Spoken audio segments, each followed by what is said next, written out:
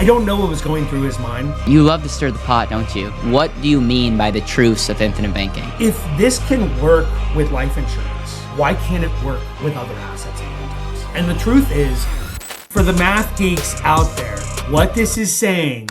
I want to jump into the Chris analysis. I could prove you wrong mathematically Chris, every day. respectfully, you can't because this is like pure math. I don't understand why this is so difficult that you don't even need to run the math. There's nothing to talk about. It should be black and white. This cash value is just kicking.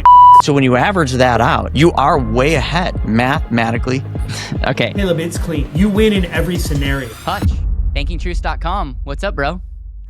Caleb Guilliams and Asset. Good to see you, man. There's a lot of things that we're going to talk about. In this special edition, I pour my non-alcoholic Athletic Brewing Company. Hey, Athletic Brewing Company, if you want to sponsor our podcast, let me know. But this show is going to get fun and it's going to get good. So I did a sit down with Chris Naugle, who's a friend of mine. We talked about lots of things. Chris and I openly disagree on lots of things, and what I love about it is we can openly talk about it. And we talked about borrowing.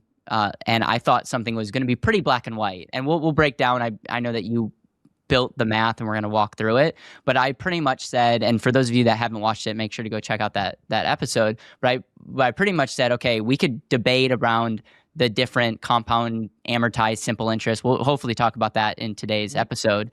But in scenario one, if you're paying a 6% interest to your insurance company, or if you could pay 4% to a bank and take the additional 2 and put that into the policy, like which one would you have a better outcome? And for me, I don't even need to run the math. I got some people that commented and said, "Hey, you should have run the math." And that's where I just want to like sit down with these people and say, "Guys, I'm with you. We're going to run the math on this." But that you don't even need to run the math. Like there's nothing to talk about. It should be black and white. But so we had that. It was a great conversation. I want to have him on for part 2. You reached out to me and were like, hey, let's run the math. Let's do kind of a comeback. And then I know that you've in the meantime had a chance to connect with Chris. All that to say, that's one thing we're going to talk about. You have calculators. I want to dive into that. I want to talk about my calculator if we get a chance. I think that would be a fun little discussion. And then I always love chatting with you. You're always up to some really creative, interesting things. And so we're going to have a lot of fun. And if you're not subscribed to Hutch's channel, you want to make sure to do that. And if you enjoy the content we're doing, support us. We're trying to get to 100,000 subscribers this year. So Hutch, thank you in advance for helping us get there. Before we jump into the car example that Chris and I were talking about, talk about the truths of infinite banking, because talk to me about that. That's a strong statement. A lot of people look up to you. What do you mean by the truths of infinite banking?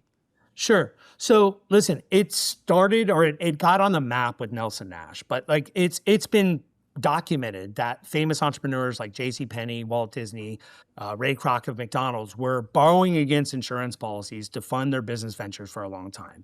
At the end of the day, it is just strategic and dependable leverage, right?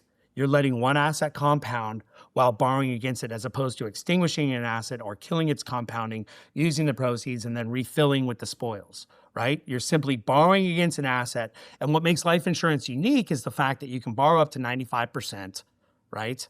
Without being worried about like it going down, because whole life doesn't go down, without worry of a margin call. Obviously, you should be paying at least simple interest to maintain a flat balance so you can earn increasing interest on another on the cash value balance that's acting as collateral.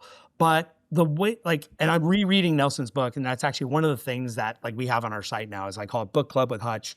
We're going to do Nelson's book. We're going to do other books in the space where it's like I'm reviewing chapter by chapter, right? Like the kind of the Old Testament, if you will, and some of the New Testament stuff. I know you're writing a book. I'm going to write a book too, but I think I'm going to write about what I call 4D banking. Like, not to get into it, there's a lot of different dimensions, but essentially, if this can work with life insurance, why can't it work with other assets and loan types? And the truth is, it can. Now, there is somewhat of a cult, right? Where it's like, oh my gosh, Nelson said this at this time, and like, right? And it's just like, boom, they're just like diehard Old Testament, right? It's like the 40-60 concept. It's like Nelson talked in his book about designing a policy, 40% base, 60% PUA. And so that's the way that you should do it. Sure. I mean, we're talking the world has changed in the last 25, 26 years. Like, can I pull something up? Yeah, absolutely. Yeah. You can do whatever you want, Hutch. Yeah, let me so when Nelson wrote his book in 2000, the US dollar was strengthening. So this is the price of gold since 1975, right? All the way to the very end is 2000, right? And obviously there was hyperinflation, and like gold may be telling a story now, even though they're saying interest rates are going to go down. But gold had dropped to historic lows. So if you think about it, and by the way, I'm not saying you shouldn't have a policy. Like, the policy is the ultimate underpinning, financial bunker, cornerstone to any kind of privatized banking, infinite banking, whatever, any kind of leverage strategy, because leverage can get people wrecked. And what's so unique about life insurance is it is the safety and the guarantees. But on its own, when Nelson was talking about it, like, it was the best house on the block. Now, it's still the best house on the block, but in the worst neighborhood. The worst neighborhood being fiat currencies that they're printing out of thin air and just debasing. And we all feel it when we go to Costco or you try and buy something that can fall on your foot, like gold or silver, right? Cash was king when the almighty dollar was the world's reserve currency. And it still is, but now there's like a lot of countries talking about seceding and everything else. So now that we have $5,000 gold, by the way, this is old. Like, this was 2 weeks ago. Gold is over 5,000. You can see at the top there, it shows 4,600, right? But you can see the 1975 and you can see the 2000, like that was like the low point, which meant the dollar was the strongest, right? So I'm just going to stop sharing and just kill that and just go back to just talking. So if the holy grail is just making sure you're just building up money in a policy, like, you're getting left behind, and you have been getting left behind, especially since 2022. And so the whole point, and most people know this, is you need to leverage into assets, right? But you brought up Elon Musk. Elon Musk was able to buy Twitter by borrowing against his Tesla stock. Now, I don't think all of the insurance companies combined could get how much insurable interest Elon's worth as a key man policy. And who knows if he has one or not? I don't know. It doesn't matter. But he has so much stock that he can go ahead and collateralize it, and he doesn't need to worry about the fluctuations. But the rest of us don't need to. And the fact of the matter is, like, I borrowed against my policies in 2016 to buy a $155,000 RV. But the first place I went was actually my margin account, because I was getting significantly better rates.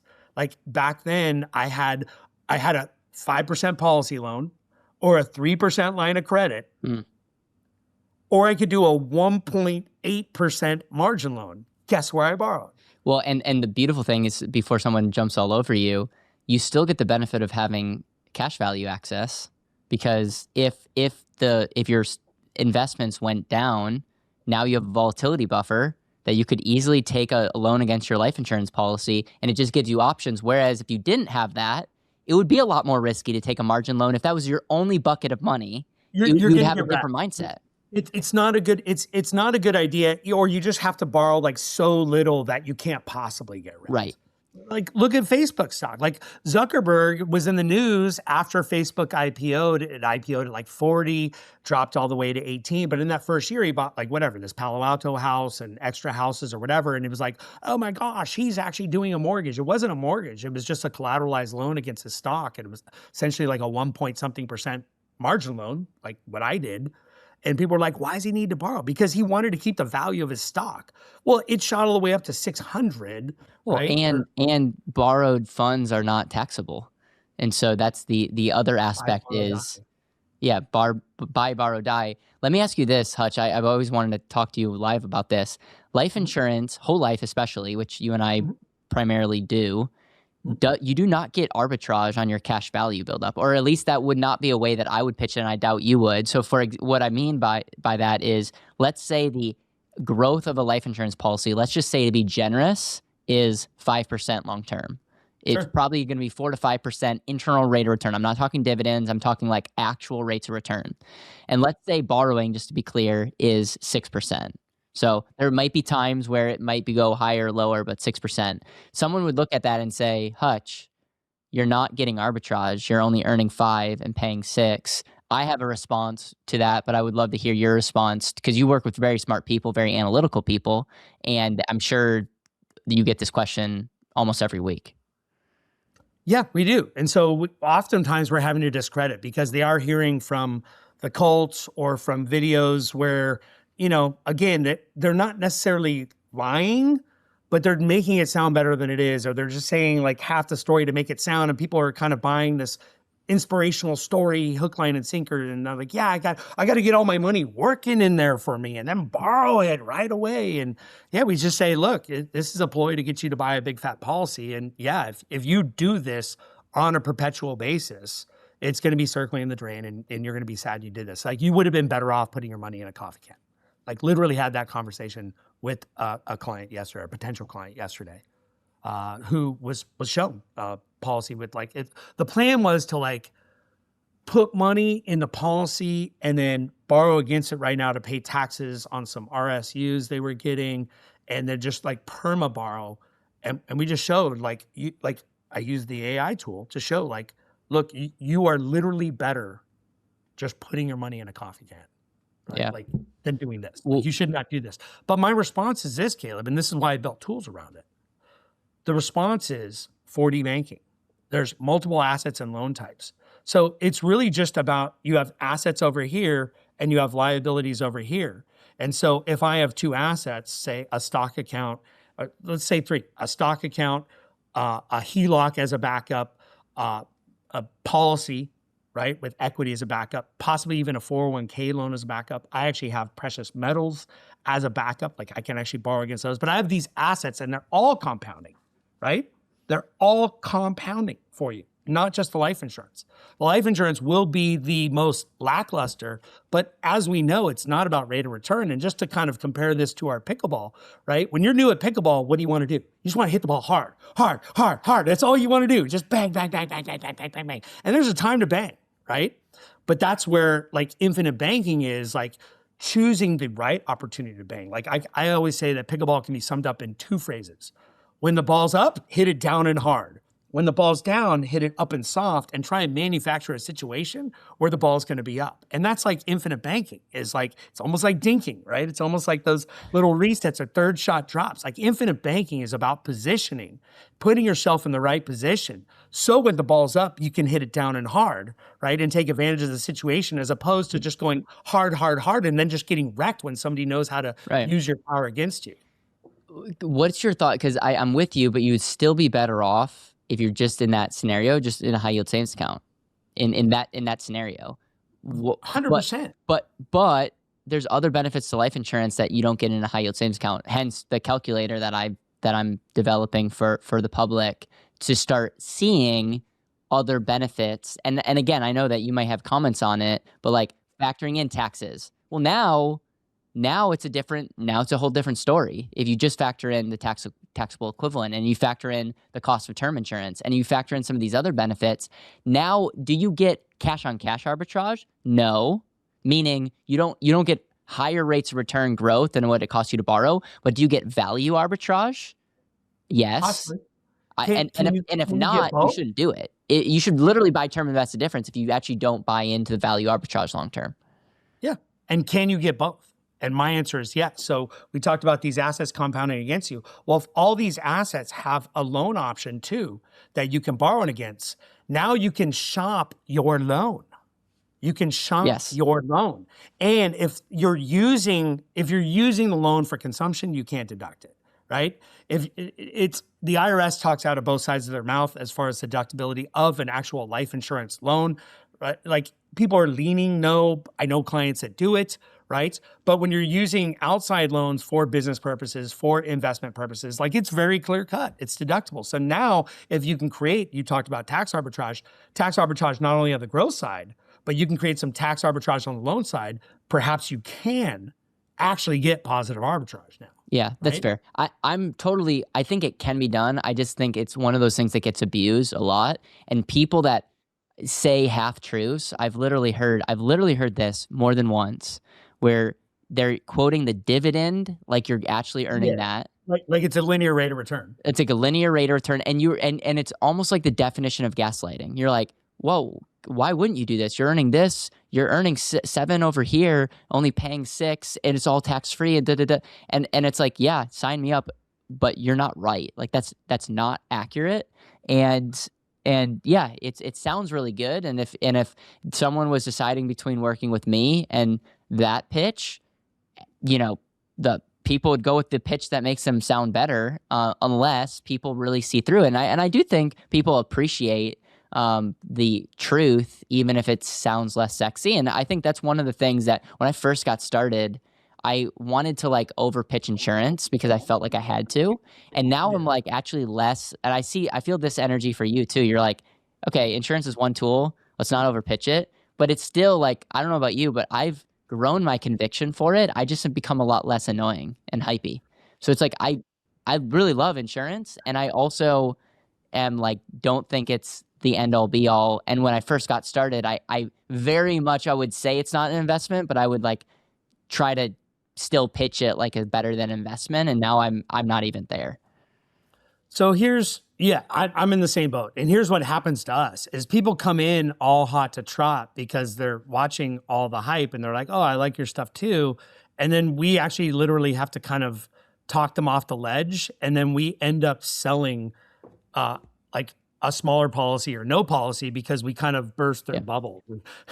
So like that's what happens. But if they do end up if they do see, like, honestly, those people were never going to last as clients anyway. And obviously retention, like, yeah, first year commission is nice, but like retention is also a metric. Huge. And like just having a good reputation. So we don't really want something that's unsustainable. So if we can talk them off the ledge and get them to understand those value benefits that you're talking about, then they're still like potentially open to a smaller policy. And then we get them the highest quality goods. We offer services and we move on. Yeah. Can I show you now? Yeah. Please do. Let's I saw your jump calculator analysis, and I think it's cool, and I think you're like definitely on the right track. This is so in the spirit of banking truth, right? And I'm not saying you were not saying untruths. Yeah. But what I realized is some of the value that you were kind of baking into that IRR. Yes. Not everybody cares about. And so what I really wanted to do is really unpack it and unbundle it. Yes. And I realized with yours, you can unbundle it too. And like I said, if you guys like it, I'm like literally going to be giving the shortcut.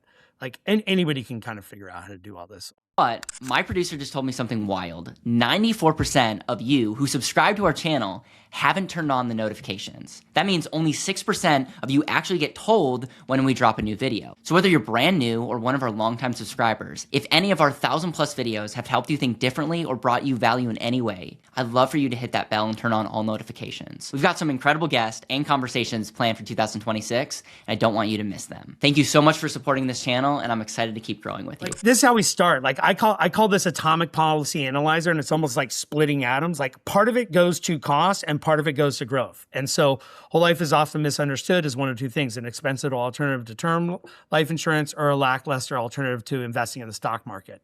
But we can analyze how much of your premium shows up immediately to grow and how much of your premium goes missing from cost, fees, and commissions, right? It says North American. I told it to just call it America Life. So we got this like today, actually. Got it. Cool. I hate academia for academia's sake. The guy's 53, showing a retirement year 15, year 35 life expectancy, tax rate 29, right? So if we start with the IRR like you talked about, and yours does the same thing. This is where I start, but then we're going to unpack it. And so if we just look at the nominal IRR of this policy, it's like, okay, at year 35, age 88, you have 482 of cash value, and your IRR is 2.66%. We take the taxable equivalent, 3.9. Most people stop it in there. But like you said, it's not linear. Like even this is not linear. Like this is just like you look at 35 years and what is it? But it goes year by year. So this is what we do. We actually unpack it year by year. Yeah. Here's the prior year's cash value. Here's the premium paid. Here's the annual growth. It's negative the first year, right? Here's this year's cash value. So it's negative, negative, negative. By the way, this is the nominal return. This is that taxable equivalent. I hate it. I tell it to stop doing this BR and it doesn't. Like, that should be great. But you can see it ramps up, and after 10 years, It doesn't glaze you like ChatGPT, right? Well, no, so it still makes mistakes. The difference between Claude and ChatGPT is it follows directions. Yeah, I like it.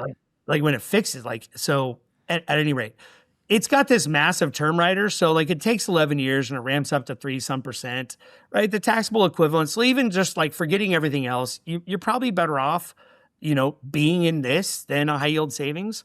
Mm-hmm. But after just like, and the reason why I like the year by year cash on cash is because this goes to your arbitrage. Like, what your hurdle rate is in any given year. So if you have to borrow at 6, it's not actually. Can I push back on that? Sure. If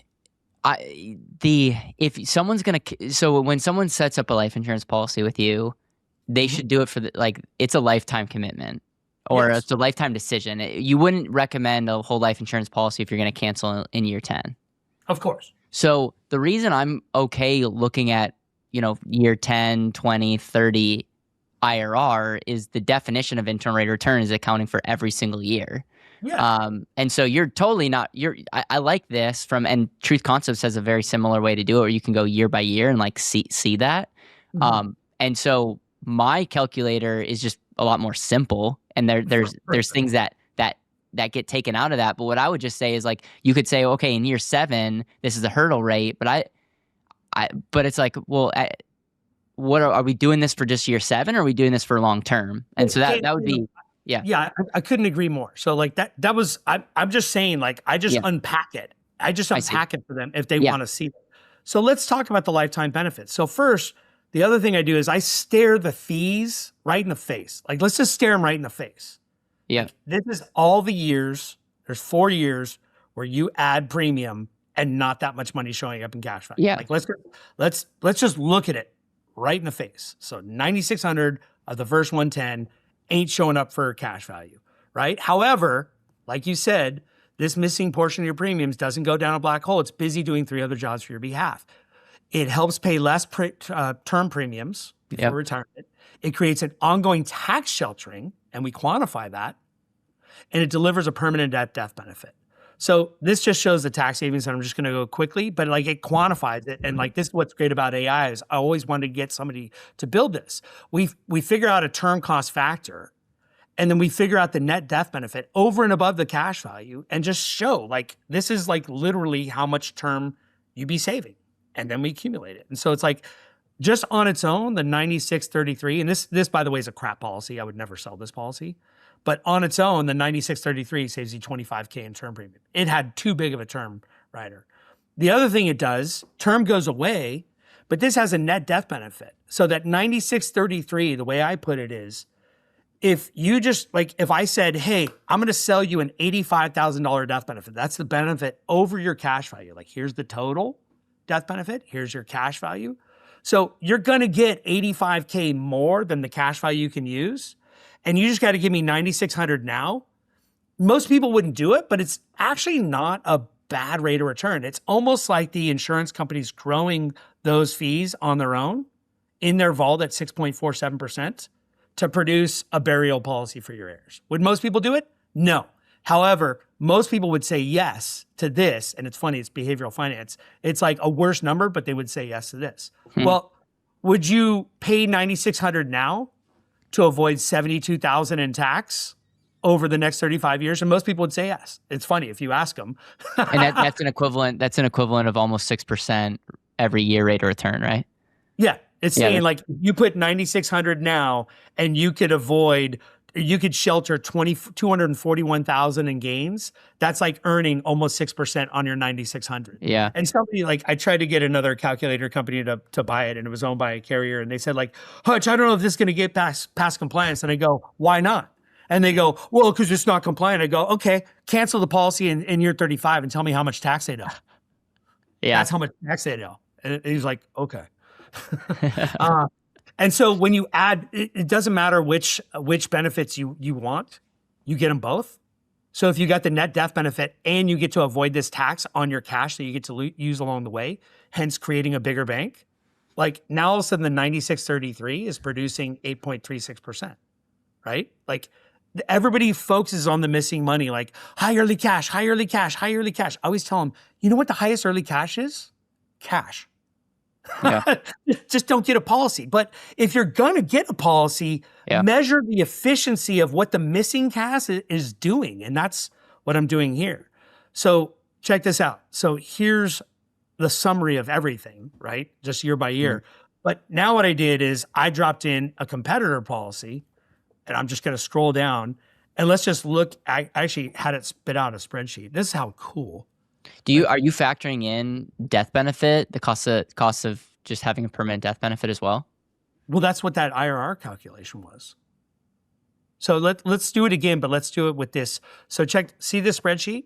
I didn't like that it was so small. So I just told AI, I just said, hey, make it bigger and add some more detail. So like, let's go back to the death. First of all, I do a term saving.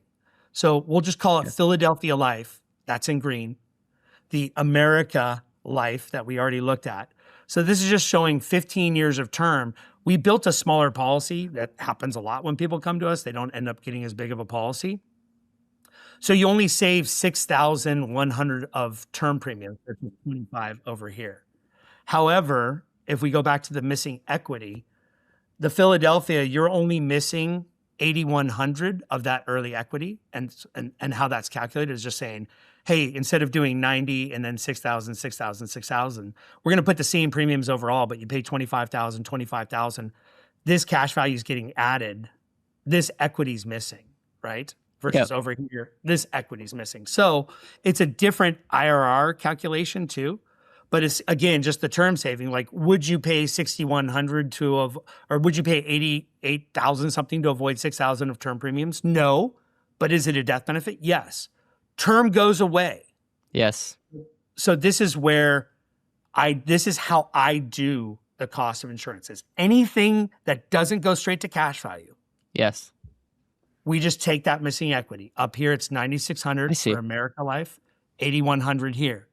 And we're saying, here, you get an $85,000 death benefit for your 9,600 at year 35. That's a 6.47 IRR. Like, nobody can dispute that. Yeah. Like, that's literally what it is. Here, you're putting 8,155. You get 95,000 over and above your cash value. That's a 7.24 IRR. Yeah. Right. You also avoid tax. Right. Here's the sheltered gains, 241,000 over and above the premiums paid that you would get taxed on if you canceled the policy. Philadelphia Life, there's a lot more growth, so you avoid a lot more tax. Yep. Well, if I ask people, would you pay $81,555 now to have a $95,000 burial policy in 35 years? They would say no. But if I said, would you pay $81,555 now to avoid $155 dollars in tax and add that to your bank that you can use all along the way, would you do that now? And most people would say yes. And of course, like, it's a pretty good use of money, just nominally. And it doesn't matter. You get them both. You get this and that. So like, that's how I analyze the fees and the death benefit. Again, the cash value IRR, this is how you're doing it. We do it too, right? Here's the nominal IRR. Yep. Here's the nominal IRR. Here's the tax equivalent at whatever, it's almost 30%, right? Again, I think it's fine, and you're right, it is simpler. Like, this is simpler than this. Nobody could argue with that. However, for discerning clients that want to know what their hurdle rate to borrow is. I get it. Yeah, I get it. No, I don't ever think that we should shy away from, if clients need to see something or want to see something, you should be able to unpack everything. And I mean that. And there's some people that get overwhelmed just by, all the things and so it just kind of breaks down. I'm totally with you on that. That's super cool. It's like they say, some people want to know how the clock is built. Some people want to know what time it is. And as agents or advisors, we needed to be able to speak to both types of those clients. Yeah. When you went through that, was there anything that was eye-opening to you? I mean, you've been in the space for a while. Was there something that was highlighted for you or underlined for you that was like, oh man, I didn't even think about that, or this is way better or worse than I thought before I started running the numbers? Yeah, when I first discovered that like the atomic policy thing, as far as just the cost, because we get that all the time, like, oh, the cost, missing fees, the cost. that, people look at it as they're going down the drain, and they may not care about a permanent death benefit, but all of them care about the tax savings. And so just being able to isolate that and show that independently, they were getting good value for their money. And like, what's funny is it's just positioning. Like if they went to Chase Bank and Chase Bank said, look, we have this special savings account and you can borrow against it at very attractive rates. And by the way, we have a special deal with the government because we give to widows and orphans. And so like they would sign up like that in a heartbeat, right? But you say whole life and all of a sudden they're not doing it. The other thing is most policies, like this wasn't a surprise to me, but most policies will fail the true infinite banking diehard Old Testament test.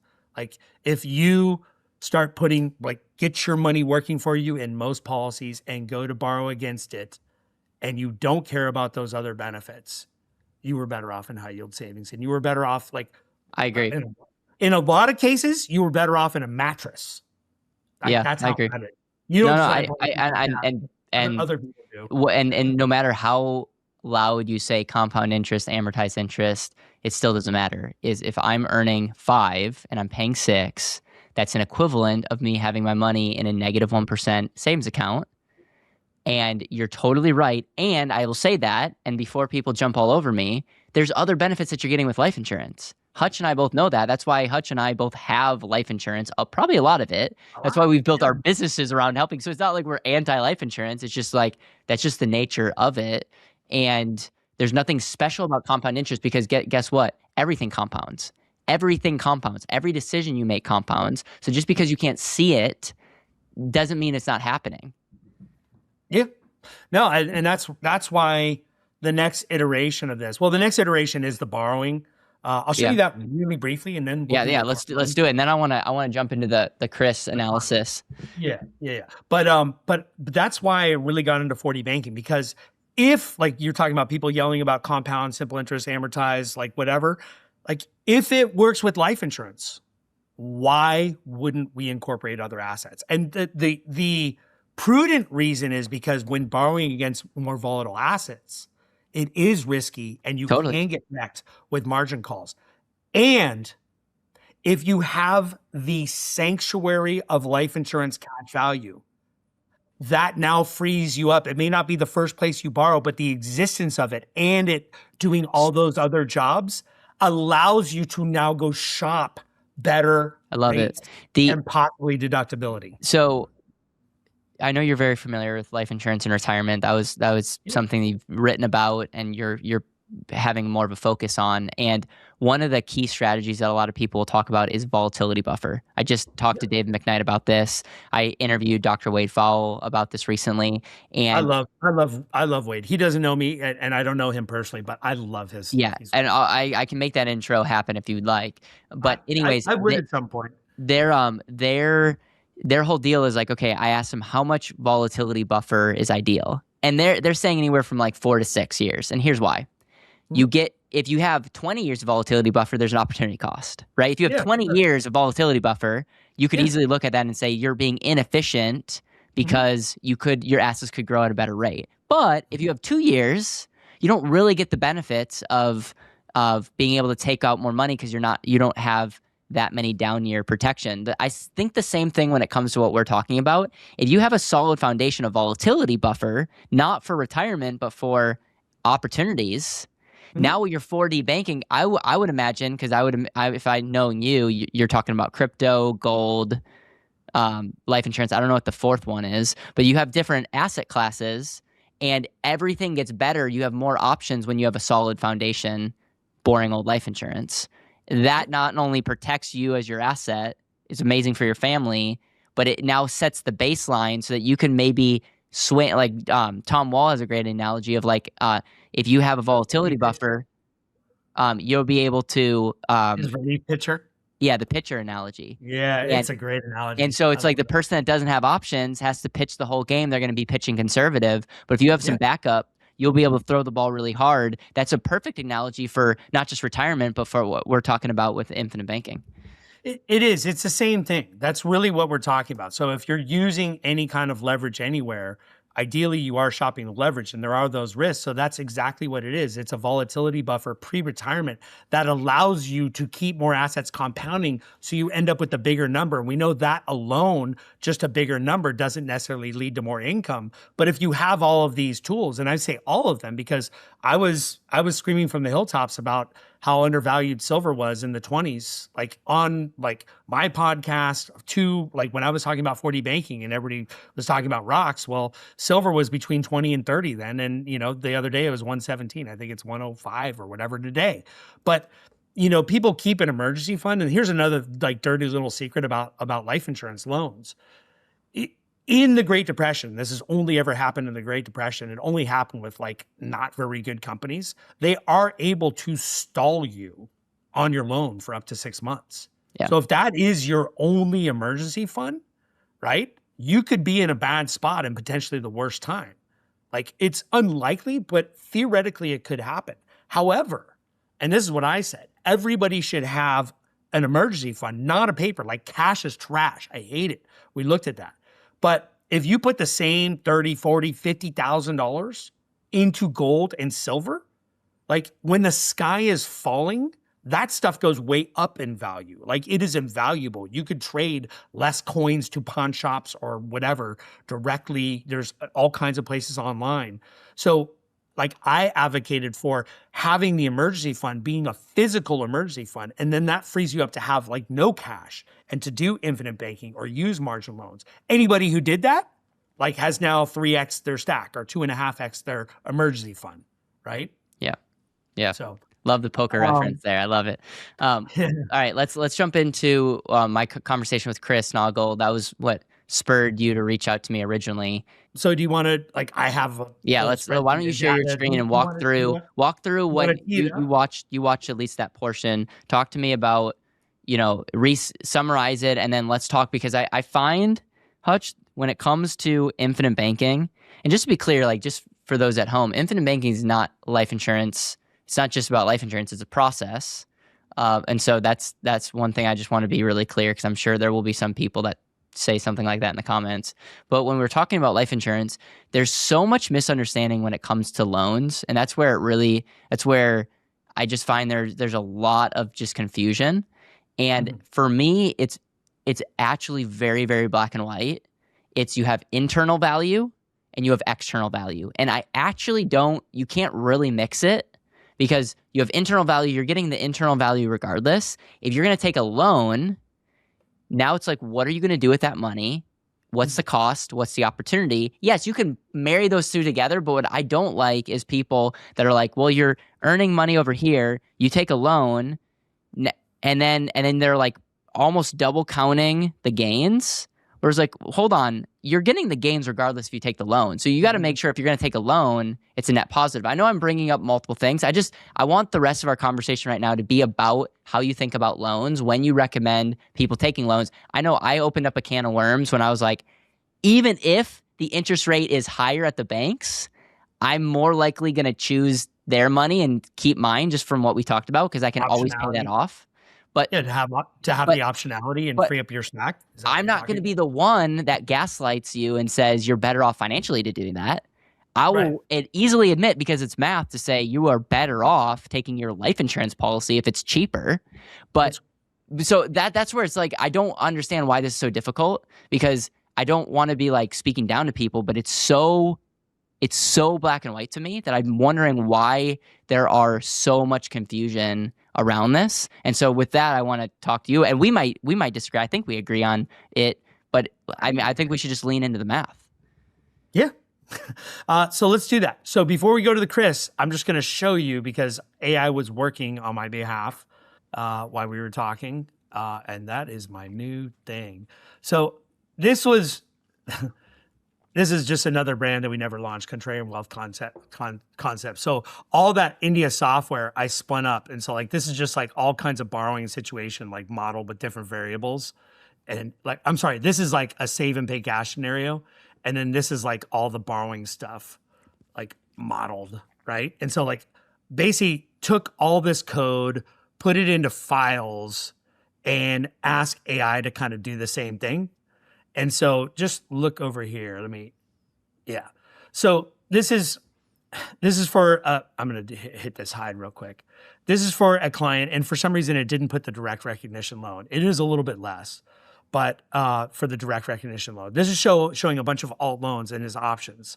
But essentially, this guy was putting $100,000 in a policy for 7 years, heavy borrowing. It's like we stress tested heavy borrowing. What it shows is if you take a cash value line of credit, I told it to do 660K or whatever, but it's saying, okay, he'd end up with 0.66 million or 660K. What this shows is you need to make 6.74% in like a save and pay cash or a high yield savings and withdraw and lose compounding and put it back to equal that. If he's able to get a deduction and turn that 5.75 into 3.63, now he needs a 9% rate of return. So like this is what people need, is something where there's a hurdle rate and all the math. Like we actually have all the math to show them like where it's coming from. This is a margin loan. Like if he could get a margin loan at 4.75 right now, Robinhood, interactive brokers, if you're taking loans over 50K, and like our loans that we're showing are like $250,000, $500,000, 4.75%. So just nominal, even if you can't deduct it, you would need 8.2% in a save and pay cash scenario, right? And people will say, oh, I could get that in the S&P. Yeah, but you can't borrow 95% loan to value. Yeah. Yep. You can't have no volatility. And by the way, if you can deduct this margin loan, right? And it should say deductible at 37. Like I just calculated both ways. At 37, at capital gains rate, whatever. But at 37, because he does have rents, and so he could deduct those. Doesn't matter what you deduct it against. If you have ordinary income gains, you could deduct margin interest.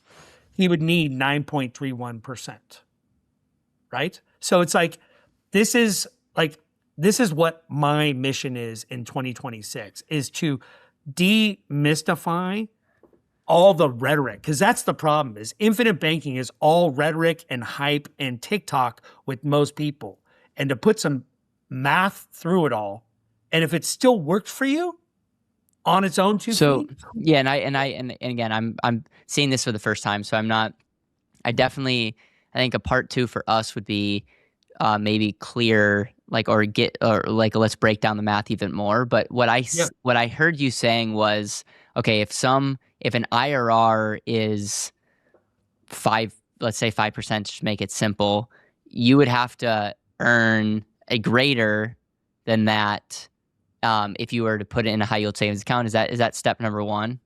Yeah, like that's here. That's taxable equivalent value. Yeah, sorry. Because I'm not sure how loans affect, like that's where I'm getting unclear. I'm not sure why loans would affect the internal value. It should affect the external. I'm just unclear about why it would affect the internal value. So all the loans are baked in. And so what we're doing, like if I just show you like that math where it came from, is like if you were to take these cash flows where you put 100,000 in 7 times, and then take this withdrawal and then do these refills, and take this withdrawal and do these refills, and take this withdrawal and do these refills, and take these withdrawals and do these refills. Like what rate of return would you need to equal just running the same thing through a policy? And like this is it. It's saying if the policy itself has a 5.75 cash value line of credit loan, a 6.74% would beat that scenario at the study period. If you could deduct a loan, you would need to earn 9% on your savings account to beat that scenario. If you took the margin loan instead, that's less, nominally 8.2. If you could deduct the margin loan and you got like the effective rate of 2.99, it's 9.31. So I'm not saying that people are necessarily going to get all this, right? Yeah. But I think what people need to see is the optics of these scenarios, because the way it's being pitched, I hear this all the time, is I'm going to get all my money working for me, and then I'm going to borrow and do these other things. Okay, but let's test the efficiency of that engine. And sometimes we're not seeing those rate of returns. We're seeing like negative or coffee can returns. Yeah, no, I'm with you. And so the way that I teach this, it's different. That's why I would want more time to better understand what you're saying. Is I think of it as internal and external, and I think of a invisible line between internal and external, because external matters, but the external decision, whether I buy a car or whether I buy an asset, should not affect the internal value of life insurance, because then it goes back to, I first of all have to decide where I'm going to house my money. Is it a savings account? Is it a coffee can? Is it a life insurance policy? And then the next decision is going to be velocity, and whether it's in a coffee can, savings account, or life insurance policy. It's like I don't try to marry those two decisions. Does that make sense? Yeah. So this is like so internal. You have an IRR. The pushback on this is like, I'm picking one IRR, whether it's 15 years, 20 years, 30 years out. So there's an oversimplification here. Yeah, that's why I unbundled it. Just if people want to see year by year, like here it is. Here it is. And then what you could do, and I'm not saying this, you could add a taxable equivalent, and I'll just stop here. I won't even add cost of insurance and all. But like, if you add a taxable equivalent, I think you had 29%. Yeah, that guy was in Montana. So. Yeah, so I'm including 30. That's high. It could be low depending on what state, what income tax rate you're at. So now let's just say the equivalent, taxable equivalent, is 6.5, and all these other green checks are just all the other benefits that we're not factoring into the IRR. So these are things that you get in this that you may not get if it's in a savings account. So internal rate of return, that's the taxable equivalent. So when I'm thinking, okay, I could put my money in a coffee can, the benefit is I have all my money immediately. The con is it's not growing at all. I could put my money in a high yield savings account. Benefit is I get all my money immediately. The con is long term is probably not going to earn anywhere close to this. So objectively, and we're not even including the death benefit and all the other benefits, long term, if I had to just park my money in these three assets, I could even include bonds, and I would imagine that when you start factoring in the benefits, that life insurance would be better than bonds. So boom, now I almost check the internal value deal. It's like, okay, long term, I feel comfortable storing my money, not parking for the rest of my life, but like storing my money internally into a life insurance policy. Now, when it comes to borrowing, I have money. I choose life insurance. My neighbor could choose savings account. So we have our money saved. Now it comes down to, I want to utilize my money. And you have two things. You have the cost. I think I might even have, you might like this. I have, this is my lovely drawing, internal and external. And so you have like the three stages. You have your cash value insurance company, and then it really comes down to, when does it make sense to borrow? And it's like when your activity is greater than the cost of borrowing. So I don't even get caught up in like my internal rate of return is growing it doesn't matter. It doesn't matter if my internal rate of return is growing at 30%. It doesn't justify me to make a stupid decision externally. Yes, of course. So then we break down, this is an oversimplification, but we break down to say, if my loan was at 5% and I'm borrowing at 5 to earn 2, that's a negative 60% on that activity in 1 year. This is leverage.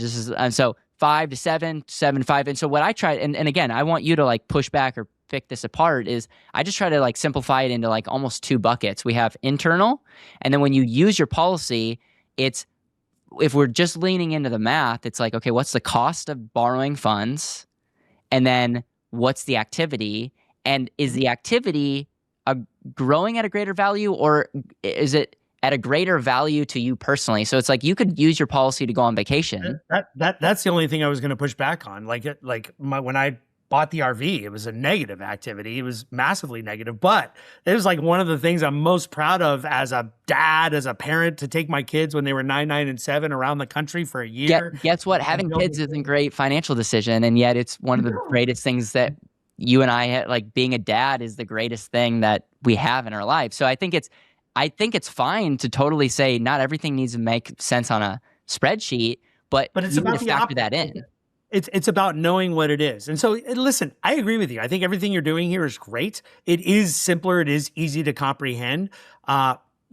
We always seem, for some reason, and I think it's because of the detail of my content, and sometimes I do confuse people, but the more detailed people want to see all the optics. So I wanted That's what I love about AI. If you want simple, like boom, here it is. Here's the summary page, the cage page, if it were. Yeah. If you want it unpacked, like here it is. Let's talk about it. Like we don't need to hide. We don't need to kind of tell stories. Like look over here. Don't look at this. Like here it is. So this is where we'll go. Okay, so then let's say I can borrow at 5. So now let's say a bank will give me a car loan and I don't care what the loan is. Let's just say I'm going to make a decision and they'll give me a loan at 7%. The bank loan of 4 and the 6 because that's what I built. Yeah. We'll do that in a second. I just want to go. So let's say I could get a 7% bank loan, or I could take a loan against my life insurance policy at 5. Mathematically, I should choose the 5 if that's all I care about. But 100%. I factor in opportunity. I factor in I'm capacity. Taking 7%. I'm not going to tell you that that's a better on paper. I'm just okay creating. I'll have more liquidity and options. That's it. Capacity and optionality. And that's where pickleball and poker has only like helped me like understand that more. Is like, if you're at a table and have a short stack, there's only so much upside. You had pocket aces and boom. There's only so much of a move you can do, and you're right. You get no fold equity. You can't protect your hand. That's right. And with pickleball, if you choose, like I tell people, soft when you're on the run. If you go on the run and then you're just like all or nothing, it's binary. Like you're either going to win that point with that shot right there, or it's going to be over, as opposed to like live to fight another day. Yeah. Now, just going back to where I was. So I would say now if you're doing activity where you can deduct the 7 and get it down to around the 5 or below anyway, it definitely makes sense to do it. Now, but can't you deduct any loan? Like, if you take a business for business purposes, can't you deduct anything like Robinhood? Please don't get me started on our tax system, but like it says it in different parts of the tax code, different places. It talks in circles. Okay. Right? It talks in circles. But if you look at the investment interest worksheet to put on your taxes, it like lists life insurance loans specifically. Then there's other stuff like the 4 out of 7 rules, like making sure it's like not being part of your like a premium finance thing, like that is expressly right. I have clients that do it, and they could, and they probably can, but like there's like 4 different parts where it talks about it, and it's unclear. But when you're using outside loans for investments and banks, even if it's collateralized by the life insurance, I just think it's very clean. It's very clean. Yeah. All right. With that, let's talk about the Chris $200 example. We just so everyone knows, we were talking about an arbitrary, made up 4% loan that you could get from a dealer, or the 6% loan from the insurance company. I said I would choose the 4% loan from the dealer, pay the additional 2% in PUAs to my policy. And Chris said that he would stick with the 6% loan, and he said that he would be better off. I said I would be better off, and we didn't have the math to say anything. And so let's take a look at what that looks like. Just before we do, and to further set it up, like this gets into velocity banking, which is separate and distinct from infinite banking. And like essentially the argument is it started with mortgages. Like when you have a mortgage that's amortized, even though your interest rate might be 5 or 6 or whatever, that first year payment, you're paying like 70, 80% interest, right? And it's just, if over the life of the whole amortization schedule, it will work out to be whatever the stated rate is. But a lot of velocity bankers will argue, look, if you can avoid this amortization schedule, right, especially for very long dated things like mortgage, and use simple interest instead, where it just calculates an interest rate on the daily value, there is some argument to that efficiency. It's less so with car loans because they only last for about 5 years. Truth be told, other than the RV where I did multiple kinds of loans, no car loan, and that was on the table actually at 8%, but I was going for speed, and there was one I could have paid cash for through a private party, and I wasn't going to be able to do an RV loan, and so I did rob Peter to pay Paul from different places, including margin loans and policies. Every single other car I've ever had, I have always done a car loan or lease. Like that ought to tell you the something. Banking Truths guy, the founder of Banking Truths, is exposed. Is there a universe where I may use my policy again Possibly. I don't see it. But I think what Chris was saying, in all fairness, is there's a universe where a higher simple interest rate, especially if you're overpaying, because that's the other thing. You talked about paying $1,000 and versus $1,200 being the total cash flow, like him paying $1,200 to kind of knock out that simple interest quicker, right? Which can work in certain velocity banking scenarios. And I kind of model one that was break even. Versus kind of paying that kind of bloated early amortization schedule. So yeah, but there's no, it's if you have a 6% cost of money or 4% cost of money, the 4% cost of money is going to be better for you because you can actually save the difference versus it all going to the, like, even if it's, you get what I'm saying? Like, even if it's from the insurance company. Bro, I know exactly what you're saying. Okay. I got it all in here. Let's go. Let's do some math. Let's do some mathing. Okay. All right. So Claude spit out that for the 4% versus the 6% at 1,000 versus 1,200. This is the car loan amount, $54,298. Interest rate 4, right? Chris, IDC loan at 6, difference 2%. Interest type, amortized monthly. And it gave me a bunch of options, and I went with simple, the actual interest rate divided by 365, right? Months to pay off, or monthly payment 1,012, months to pay off 60. Chris pays it off in 52. Obviously, you have an extra 200 to do whatever you like with, and we actually. Yeah, but why do you say he pays it off? We should have the same cash flows. So I got it all, bro. Bro. Okay. I'm worried about where this is going, but let's go. Okay. Just walk with me. Look down at these tabs. Scenario 1, baseline. Scenario 2, equal payment. Scenario 3, equal interest. Scenario 4, break even. Loan summary. All right. Walk with me. Key insight. Caleb has $200 a month extra to invest while still matching Chris's $1,200 a month cash flow budget. Over 60 months, Caleb has $12,000 to invest at $200 a month versus Chris. He pays his off sooner, so he has this 8 months at $1,200. There's a little change left over, so that's what he has to invest. So if we look at Caleb, he's in the green here, and I made these colors since we have scenarios. Every time you see $1,200, it's going to be yellow. Every time you see 1,000, it's going to be green. And so, like, yeah, you're right, man. You're paying, even though yours is amortized, you're paying way less interest, like way less, right? And this summarizes year by year, right? He's paying 1,000 more interest here, right?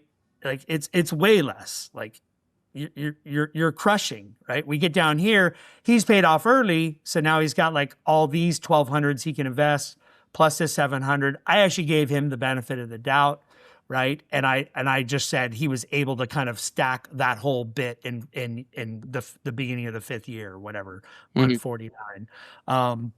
Versus you had 200 a month. So if we just look at this, and what I didn't do, I should have kind of combined them. But like, if we look over 60 months, you paid $60K, right? You paid 57 in total interest. He paid 74. That's a lot of extra interest he paid, right? He did pay it off quicker. And not only that, but if we go to the summary, and I want to just show this. If we just go to this is the PUAs, right?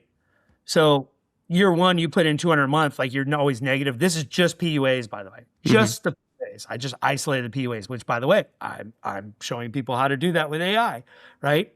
Year 5, we have an equalization situation where it's like you put in 12,000, you already got 1,291 on your PUAs, right?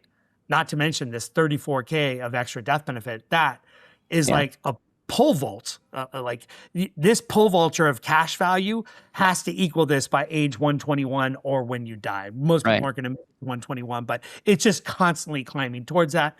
Plus whatever dividends you get, which increase the amount of PUAs, and that's why your death benefit goes up, makes the hurdle rate higher. This cash value is just kicking ass, right? At the end of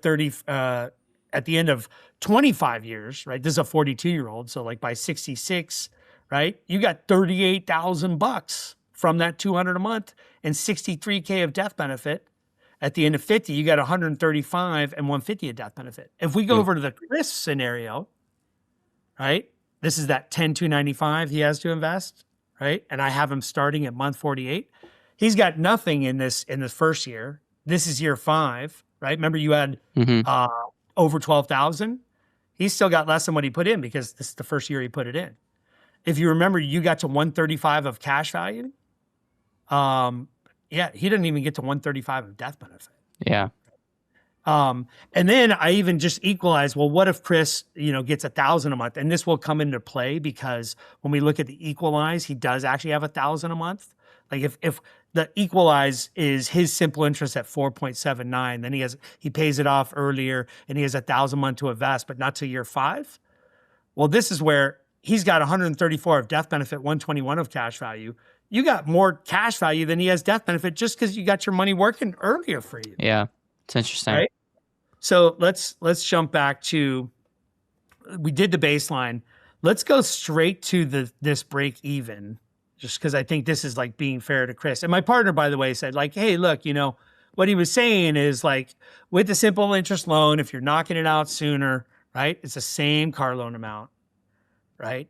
Which I don't even agree with that, but we'll go with it. I just don't understand how if you're taking $100,000 loan and one's at 6% and one's at 4%, and then we talk like I don't understand how one could pay that off sooner, because I feel like we have to factor both those into the equation. But that could be for a different episode.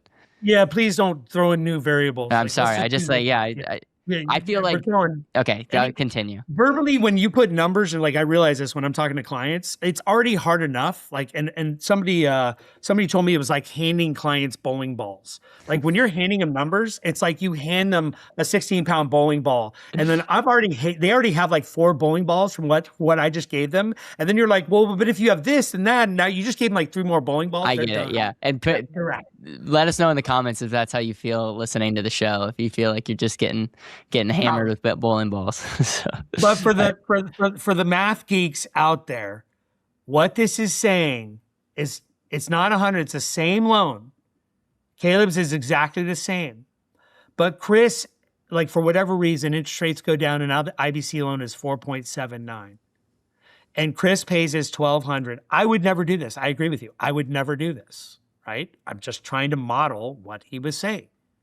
If he pays the $1,200 at 4.79 for the same loan amount, he pays it off sooner than you, and he pays the exact same amount of interest as you over 60 months. Mm-hmm. However, he has 10 months of $1,200. That's why I just showed the 12,000 PUA. And you have $200 a month. But that's what all this mathing is here, right? You can see he is still paying more interest than you, but it is less. And when we get to the very end, right, because he knocks it out sooner, he pays the exact same total paid, almost like within 50 cents of the interest paid. However, I agree with you, Caleb. This is the green versus blue.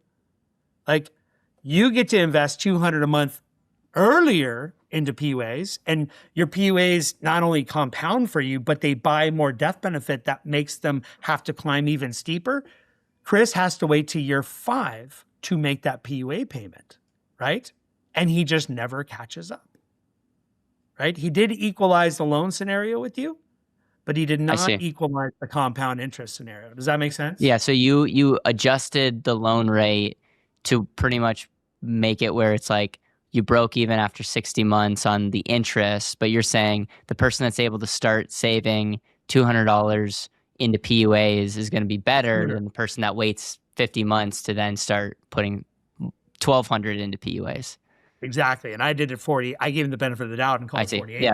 Yeah. But that all makes sense. That's just like time value of money and everything equalized. And I think that is the most fair way. I have a couple other scenarios, but I think that is the most fair way to show. And I think that is what, after talking to Chris, that is what Chris was trying to show. There's a universe in velocity banking and in general, and this stuff is worth knowing, especially when you're dealing with 4D banking, when you have multiple asset types, you have multiple loan types to shop against to understand these dynamics. So what Chris was saying is, he was saying that you could pay off that loan. Was he just misunderstanding what I was saying, you think?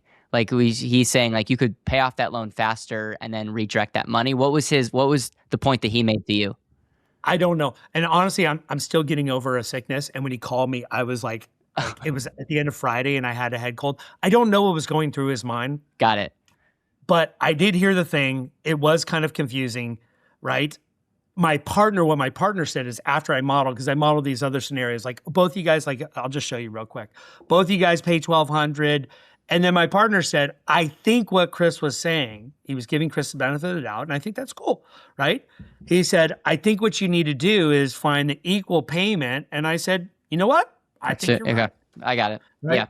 Yeah. In my head, it's so interesting. It's like and it's just so clean in black and white. It's like in one scenario, Caleb, it's clean. Like you win in every scenario. No, I'm just saying, like, I never meant it to be like what I meant to do, and I'm excited to have him back on, is almost like create a baseline and then we go back from there. And then when there was a disagreement on the baseline, I was like, okay, well there, and then but to be honest, you read the comments, I would say half the comments are or more are in favor of Chris's stuff. So what that tells me is that this is the common thing, that it's not just that it's not as black and white as it is in my head. Like, just to be like, so we need more videos like this. We need more calculations. Cool. We need different ways to back in, because it doesn't matter how black and white something is.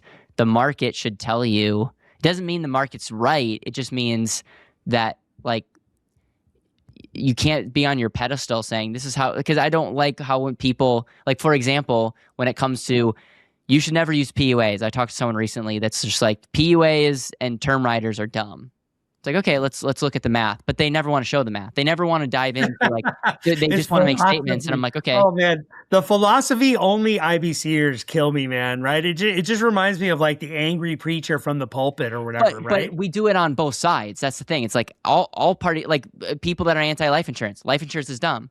All right, let's look at some scenarios. And then they're using, like, Dave Ramsey's using some stock mutual or stock whole life carrier with like a 2% dividend. It's just like, okay, I agree that I wouldn't, like, so it's just like, why can't we, like, come together? And I think what we would find is most people are actually more, like, agreeable. Like they would probably agree. We just have different, like, if someone's just looking at option trading, they're thinking through the world of that. And if someone's just doing real estate, looking through it, if someone's just using base whole life for estate planning and the purist there, they're looking at, you know, a term rider and PUAs as a version of IUL, and you're making whole life less, you know. And so I'm empathetic to those aspects. My goal is to have more conversations like this and try to call people out when we make black and white statements. That's why I want to be able to justify, like, if I say something, like, I would love nothing more for someone to give me a really compelling reason to do less PUAs in term, because the last I checked, that would get us all paid more. So if someone could be like, actually, other than estate planning, because I hear it, and we've done policies that have done almost 100% base, there is a place for that. But if you can show me more scenarios, I will do it more often, because that's a great business model. And so, like, I'm not anti PUA in term. I want to sleep well at night, and knowing what I know, like, sometimes more knowledge is a curse because you're always overthinking. I'm sure you do the same thing. You're always running different scenarios and all. And, like, we generally want the right thing for the client. Yeah, I tested that theory. So Walter Young, who was on your show, wrote the fifth option, and you know, like, and a lot of his stuff is based on Wade. Like, we brought up Wade Fowl. Yep. There's a universe when it's, and again, like, I love what you said about everybody looks through. I call it the porthole view. Like, you're on a cruise ship, and, like, your porthole is like, you're looking at, like, retirement planning. You're looking at infinite banking. You're looking at, like, taxes that I have to file next year. You're looking at estate value at death. And I consider ourselves, like, we're up at the crow's nest, right? And we're looking over everything and using tools and dashboards and instruments to help you measure so that whatever you want to solve for is the most important thing. But going back to Walter and Wade, there's a universe where if a policy is mainly retirement based, somebody is older, those costs do get a little bit more. And obviously, if you don't have people say the PUAs convert out the term rider. What's really happening is the PUAs grow and replace the term rider, and you have less term rider. But regardless, these are semantics. There's a universe where if you keep the term rider on there too long, it is eroding at a greater clip than what the PUAs can grow for it, or it's at least counterproductive. So if something is more retirement based, somebody's already in their kind of like mid 50s, right? And it is a retirement style policy where you're trying to kind of get, you know, volatility buffer, and you're trying to get all also that extra death benefit, like to leverage against, like they call it asset insurance and leap. They call it different things in different, like whatever. But you're trying to have a promissory note almost so you can spend down other assets. There is a universe where the base plus PUA, I don't believe in just the base only, but the base plus PUA does make sense with that term. But for most people who are looking for maximum performance and then whatever kind of ancillary death benefit they get, whatever kind of ancillary chronic illness rider they get, I agree with you. Like it does make more sense to use term rider or max PUAs. We make less money as a result, but again, it's up to us to kind of figure out what is the client trying to do and then solve that for them. Hutch, is there anything else you want to say before we land the plane? Do you have a message? You're probably going to have to do some editing. This was a lot. Yeah, no. Our team's great. We'll make sure that we get to the core. Is there anything else you want to say before we sign off? No, this was great, man. I love talking to you. I love hanging out with you, playing poker. When we go to, like, we've been on trips together with insurance companies, and a poker game breaks out with a lot of IBC guys. It's kind of funny. It's like an IBC poker game. We won't name names in case people don't want to be have their name attached to wagering on games of chance. I love playing pickleball with you. I haven't been to Nashville lately, but yeah, hit me up when you're out. We'll have to get you to our next event. It's gonna be a good one, and I know that you've been out to a few, and it's always fun to have you in the room. That sounds great. All right. Thanks, Hutch. Cool. Indeed. Thank you. If you're an advisor, life insurance agent, or someone who just loves the life insurance space, we have a must-attend event for you. It's our 5th annual Life Insurance Summit, June 15th through the 17th, right here in Nashville, Tennessee. Not only are we going to have the biggest names in the life insurance space, but this is also an incredible opportunity for you to meet and connect with like-minded individuals and be a part of our ever-growing community. Learn more and get your tickets before they sell out in the link in the description or pinned comment. Can't wait to see you there.